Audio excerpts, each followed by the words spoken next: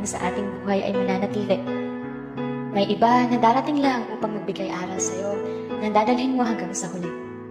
Kaya kahit hindi tayo ang nagkatuluyan, kahit tayo man dati ay nagkasakitan, nagpapasalamat ako sa'yo dahil mas naging matatag at matapang akong tao.